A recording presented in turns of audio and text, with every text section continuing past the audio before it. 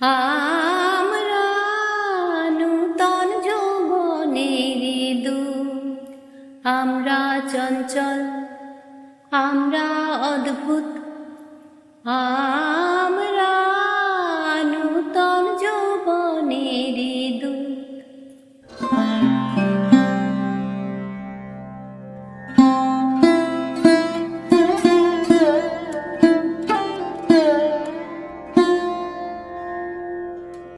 নমস্কার বন্ধুরা, গল্পে কথায় বন্ধি চ্যানেলে গানে গল্পে কথায় আবারও তোমাদের স্বাগত। আজকে আমি তোমাদের পাঠ করে শোনাব চিত্রলেখাদের রচিত একটি ছোট গল্প, ধন্যী মেয়ে।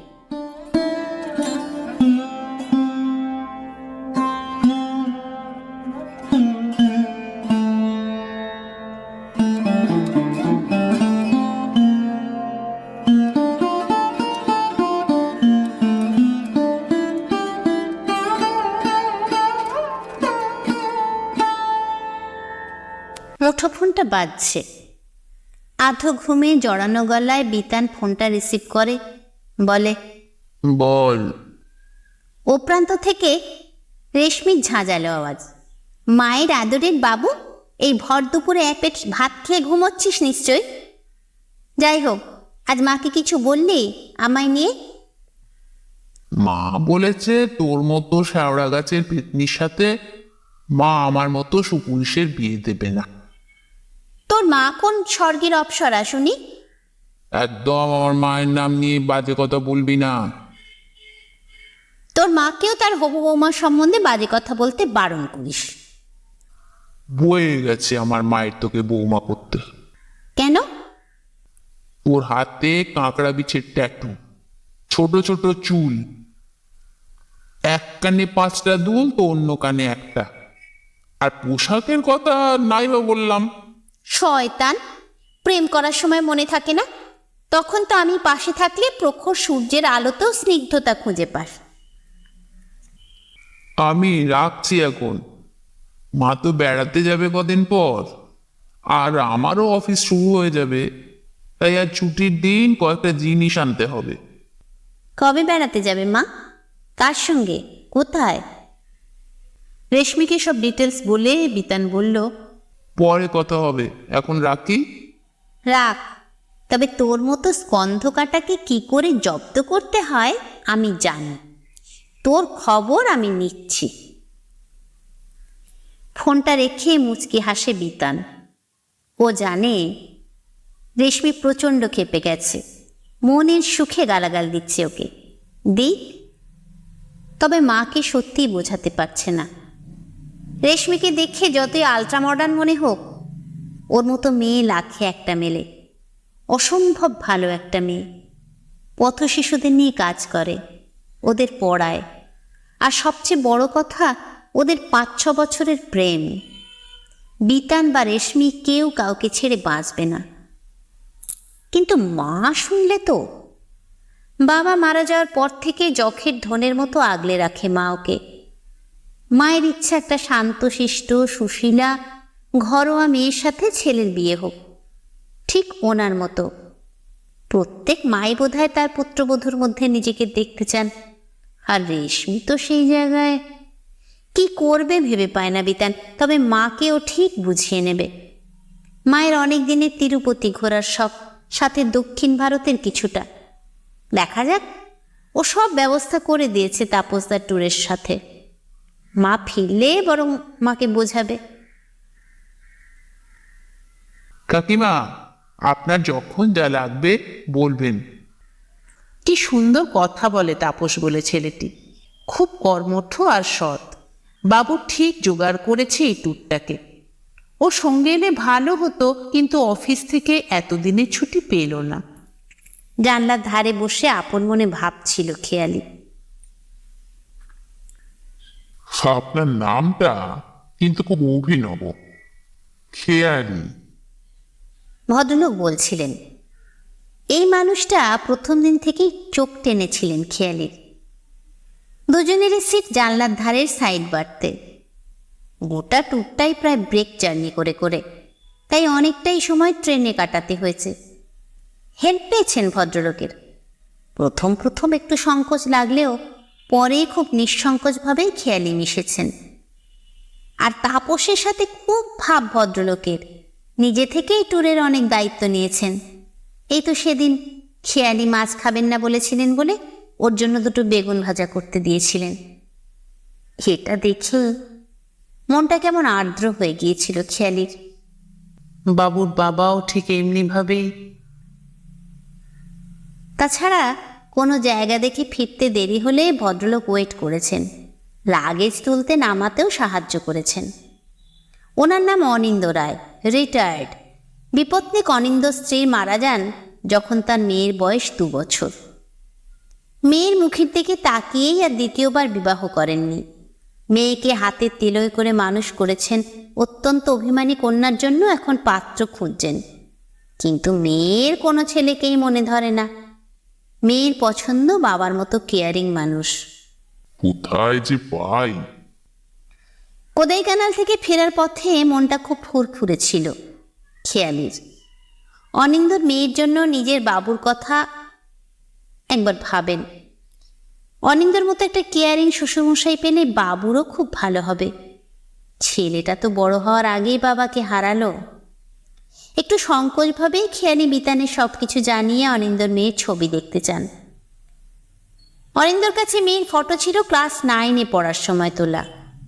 বাহ, দুদিকে বিনুনি বাঁধা, চোখে চশমা পরা, অদ্ভুত সারল্য মাখা মুখটি। বোধহয় মায়ের মুখের আদল পেয়েছে মেয়ে। কুহু ওর নাম। ইংলিশে অনার্স করেছে, তবে মেয়েটি চাকরি করে না। বাচ্চাদের পড়ায় আর শখের রান্না বান্না করে। খুব ভালো। বাড়ি ফিরেই ছেলেকে নিয়ে একদিন অনিন্দর বাড়ি যাবেন তিনি জানান। আমি যাব না। চিৎকার করে বিতান। তুমি আমার পছন্দ করা মেয়ের সাথে বিয়ে দেবে না যখন, আমিও তোমার পছন্দের মেয়েকে বিয়ে করতে পারবো না মা। স্পষ্ট জানিয়ে দেয়। তার যে আজীবন অবিবাহিত থাকবো সেও ভালো। খেয়ালি খুব দুশ্চিন্তায় পড়ে যান। এত কথা বলেছেন কদিনে, কি বলবেন অনিন্দকে? অনিন্দর কথা শুনেই ফেসবুকে অ্যাকাউন্ট খুলেছিলেন। বেরিয়ে ফেরার পর কতদিন গল্প করেছেন দুজনে, ধরেই নিয়েছিলেন বিয়েটা হবে। কিন্তু বাবু যে এতটা বেঁকে বসবে ভাবেননি। ওই পেতনিটাই নিশ্চয়ই মাথা মুড়ো চিবিয়ে খেয়েছে বাবুর। খেয়ালি ছেলের জেদ জানেন, শুধু এটুকু বলেন, একবার মায়ের কথা ভেবে দেখে আসুক পাত্রীকে, তারপর যা হবার হবে। সকালবেলায় মায়ে পয়ে বেরিয়েছিলেন। অনেক দূরের পথ, শুধু মেয়ে দেখা তো নয়, অনিন্দর বাড়িতে একটু থাকার ইচ্ছাও ছিল খেয়ালির। এই গণ্ডগ্রামে কি করে শিক্ষিতা মেয়ে বাস করে আমি জানি না। স্বগদোক্তি করেছিল বিতান। সরু ইটের রাস্তা ধরে অবশেষে অনিন্দর বাড়ি পৌঁছন দুজনে। যখন পৌঁছলেন তখন বেলা গড়িয়ে দুপুর। অনেক দূর পর অনিন্দকে দেখে খুব ভালো লাগছিল খেয়ালির। মিঠে শরবত আর মিষ্টি দিয়ে গেল একটি মেয়ে, বোধহয় কুহুর বান্ধবী হবে। খাবার টেবিলেই সব কথা হবে, বললেন অনিন্দ। খাবার টেবিল নানা সুস্বাদু খাবারে পরিপূর্ণ। খেয়ালি অবাক, প্রত্যেকটা পদ বাবুর পছন্দের। কি করে সম্ভব? ট্রেনে কোনোদিন কি কথায় কথায় বলেছিলেন অনিন্দকে বাবুর পছন্দের খাবারের কথা? কি জানি। কুহুকে দেখেই চেয়ার থেকে লাফিয়ে ওঠে বিতান খেয়ালি। রেশমি? হ্যাঁ, আমি। হলুদ রঙের ঢাকাই জামদানিতে কুহুর মতো শান্ত না মনে হলেও মুখটাতে একই রকম অদ্ভুত সারল্য মাখানো, আর খুব মায়াবী দীঘল কাজল কালো দুখানি চোখ। ওই চোখের গভীরে নিশ্চিন্ত ডুব দেয়া যায় নিজেকে শান্ত করার জন্য। কিন্তু কোনো কিন্তু নয়। আপনি আমায় পেতনি বলার পর থেকেই একটা জেদ চেপে যায় আমার। আপনি আমার শুধু বাইরের সাজটা দেখেই আমায় ছেলের বউ হিসেবে বাতিল করলেন। একটিবারও যাচাই করলেন না আমায়। হাতে ক্যাঁকড়া বিছির টাটু থাকলে কি হুল ফোটানো যায়? আমার টাইফয়েডের জন্য চুল কেটে ফেলতে হয় আমার, সেটাই আমার অপরাধ? আমাদের এত বছরের ভালোবাসার কোনো মূল্য নেই আপনার কাছে? আপনারও তো লাভ ম্যারেজ, ভালোবাসার মূল্য বোঝেন না আপনি? তাই বাবাকে আপনার সাথে বেড়াতে পাঠিয়েছিলাম, যাতে বাবা আপনাকে একটু বোঝাতে পারেন।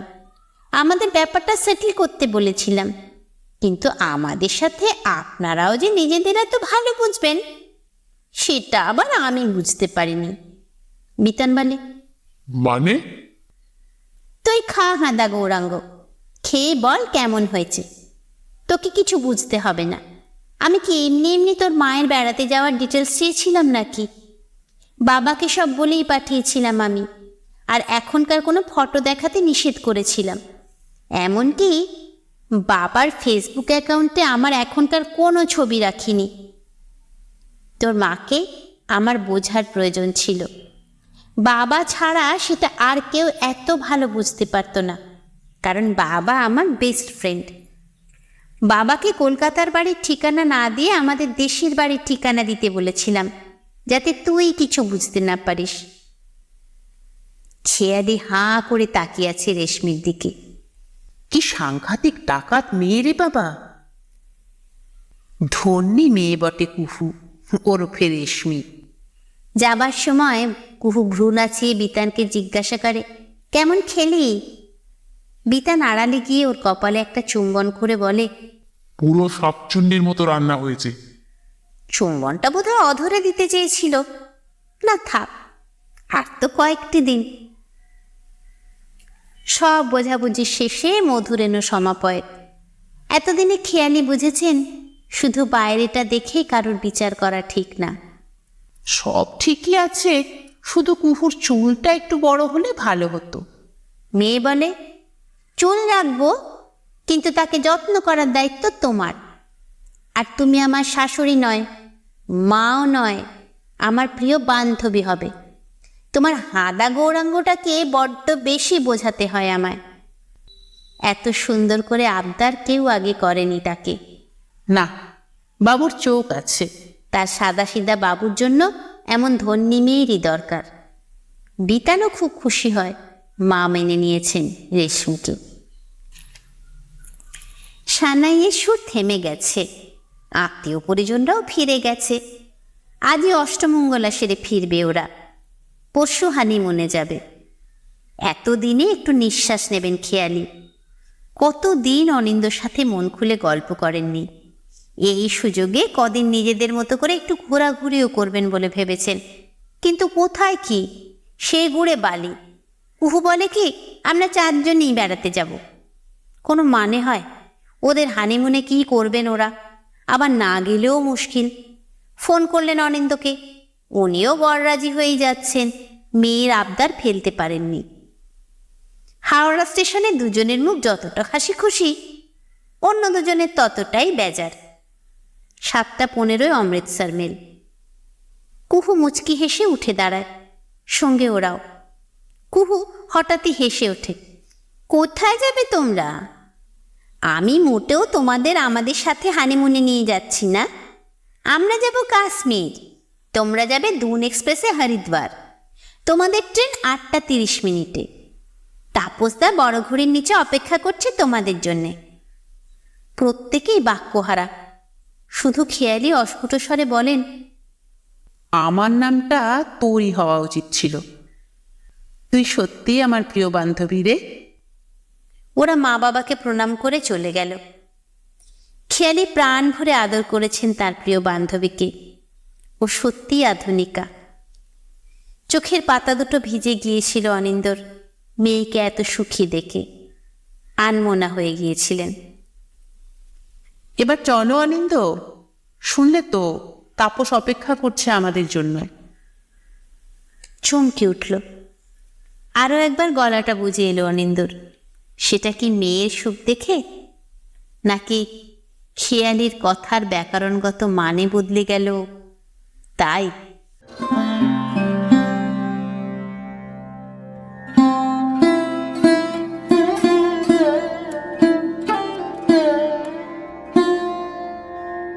সত্যি ছেলেমেয়েরা যদি তাদের মা বাবার একাকিত্ব প্রয়োজনগুলো এমন করে বুঝে নিতে পারে, তবেই বুঝি সংসার সুখের হয়ে ওঠে, তাই না বন্ধুরা? কেমন লাগলো তোমাদের? যদি ভালো লেগে থাকে তাহলে একটা লাইক করো, প্রিয়জনদের সঙ্গে শেয়ার করো। যারা প্রথম থেকে আমার পাশে আছো, আমার সাথে আছো, তাদের অনেক অনেক ধন্যবাদ আর ভালোবাসা। আর যারা প্রথম আজকে আমার চ্যানেলে এলে, আমার গল্প পাঠ শুনলে, তাদের যদি ভালো লেগে থাকে তাহলে আমার চ্যানেলটা সাবস্ক্রাইব করে আমার পাশে থেকো। বেল বাটনটা প্রেস করে রেখো এই ধরনের বিভিন্ন স্বাদের গল্পের নোটিফিকেশন পাওয়ার জন্য। আর অনেকটা ভালোবাসা নিয়ে অপেক্ষা করো আমার পরের গল্পটার জন্য। তোমরা সবাই খুব ভালো থেকো।